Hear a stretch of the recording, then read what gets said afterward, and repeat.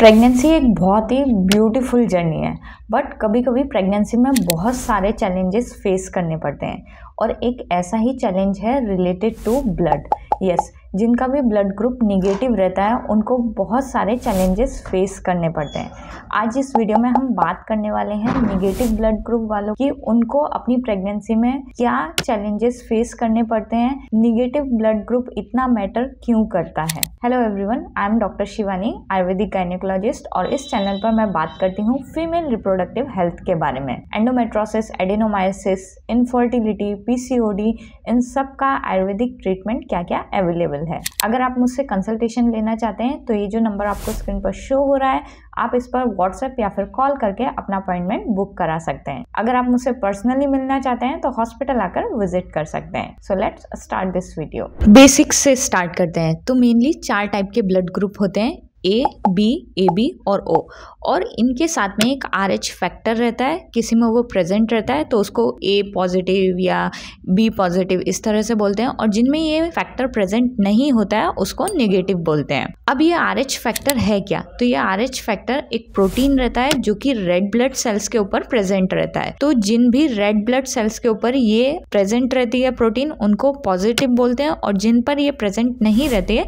वो negative blood group रहते हैं। अब समझते हैं कि इसका इतना सिग्निफिकेंट रोल क्या है प्रेगनेंसी के अंदर। जब एक RH निगेटिव मदर एक RH पॉजिटिव बेबी को कैरी करती है, सो ड्यूरिंग डिलीवरी या फिर अबॉर्शन अगर हो गया है तो उस टाइम पर जो कुछ ब्लड सेल्स रहते हैं वो बच्चे से मदर में आ जाती हैं।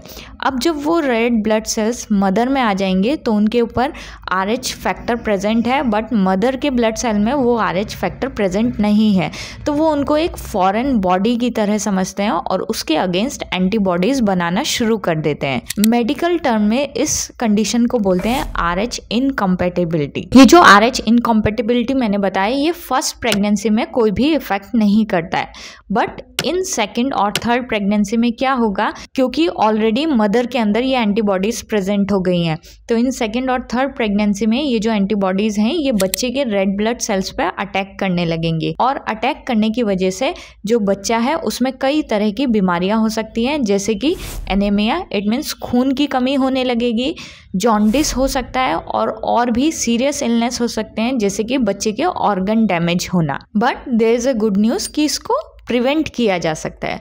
अब इसको प्रिवेंट कैसे कर सकते हैं? तो जब भी जैसे कि RH निगेटिव मदर होती है तो ड्यूरिंग प्रेगनेंसी सारे ब्लड टेस्ट कराए जाते हैं और उसमें पता चलता है कि इनका जो ब्लड ग्रुप है वो निगेटिव है। At the time of delivery या फिर बाई चांस अगर अबॉर्शन हो गया है तो उस टाइम पे पेशेंट को एक इंजेक्शन दिया जाता है जिसको बोलते हैं anti-D injection. Yes, after delivery बच्चे का भी ब्लड टेस्ट कराया जाता है, तो अगर बच्चे का ब्लड टेस्ट में RH फैक्टर प्रेजेंट रहता है, बच्चे का ब्लड ग्रुप पॉजिटिव रहता है, तो मदर को एक इंजेक्शन दिया जाता है जिसको बोलते हैं anti-D इंजेक्शन। वो anti-D इंजेक्शन मदर को इसलिए दिया जाता है ताकि उस ब्लड के अगेंस्ट कोई भी एंटीबॉडीज ना बन सके, और बाई चांस अगर मदर का पहले अबॉर्शन हो गया है तो उस टाइम पे भी ये इंजेक्शन दिया जाता है ताकि फर्दर प्रेगनेंसी में किसी भी तरह का कोई कॉम्प्लिकेशन बच्चे को ना हो। ये जो इंजेक्शन है वो डिलीवरी होने के विदिन 72 आवर्स में दिया जाता है। तो इसमें आपको टेंशन बिल्कुल भी नहीं लेना है कि अगर आपका निगेटिव ब्लड ग्रुप है तो आपके बच्चे को कोई भी प्रॉब्लम होगी, उसमें स्ट्रेस लेने की कोई भी ज़रूरत नहीं है। आप अपने डॉक्टर से कॉन्टेक्ट करें।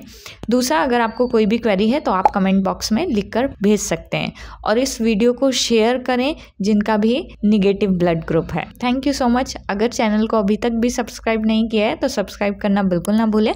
उसके साथ साथ में बेल आइकन ज़रूर प्रेस करें ताकि आपको हर वीडियो का नोटिफिकेशन मिलता रहे।